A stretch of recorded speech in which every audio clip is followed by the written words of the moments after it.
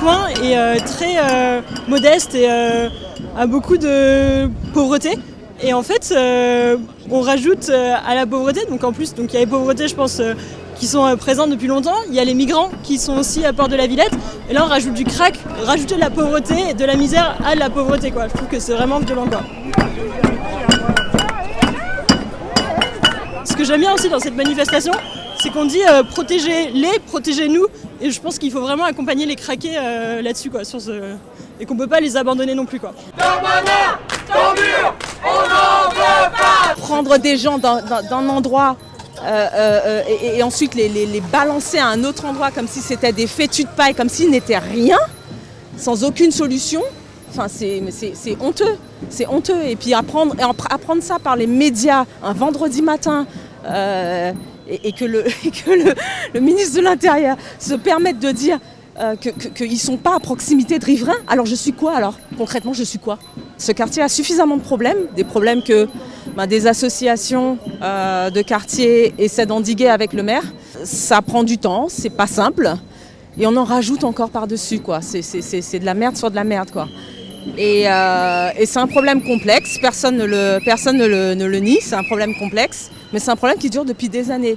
Et qu'une puissance, la 6e ou la 5e, selon les chiffres qu'on veut prendre, puissance mondiale, ne puisse pas endiguer un problème comme ça depuis des décennies, mais c'est juste honteux, quoi. C'est juste honteux. Pas de crack à la Villette. Bon, on a mis soignez-les d'abord, parce qu'on reste quand même humain, malgré tout ce que cela engendre, la présence, les difficultés au quotidien, les gens qui commencent à squatter. Et protégez-nous, bien sûr, le mot veut dire ce qu'il veut dire. On est inquiet pour nos enfants, on a peur. L'hiver arrive, les nuits vont tomber, va tomber tôt et ça va être dur. Pas de crack à la Villette. Vous aviez des craqueurs dans le jardin des Halles à Paris.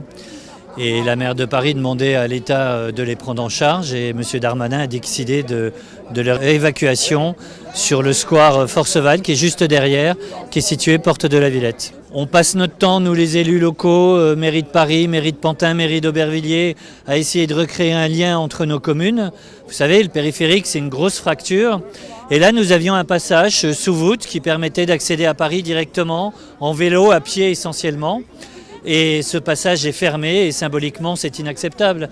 C'est comme si on créait une nouvelle coupure entre Paris, Pantin, les Quatre Chemins et Aubervilliers, les Quatre Chemins. Je sais que c'est pas très, populaire, mais je crois qu'il faut ouvrir des salles pour les accueillir, pour qu'ils consomment le crack avec sous observation médico-sociale, de manière à ce que petit à petit on recrée du lien et qu'on réinsère ces personnes dans une possibilité de parcours d'insertion.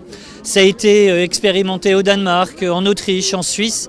Ça marche pas à 100%, mais ça marche. Aujourd'hui, il faut savoir, sur les 600 craqueurs qui traînaient dans la rue, il y en a à peu près 350 à 400 qui ont été pris en charge par les services sociaux et sanitaires et qui sont aujourd'hui dans des hébergements d'urgence. C'est la compétence de l'État. Il faut que l'État aille jusqu'au bout de sa démarche. Nous nous donnons de nouveau rendez-vous, à moins qu'ils aient évacué les personnes derrière ce mur qui souffrent dans la pluie, le froid, la boue. Alors à ce moment-là, on viendrait quand même pour fêter ça. Mais sinon, on vient là de nouveau le mercredi prochain à 18h ici pour continuer la lutte.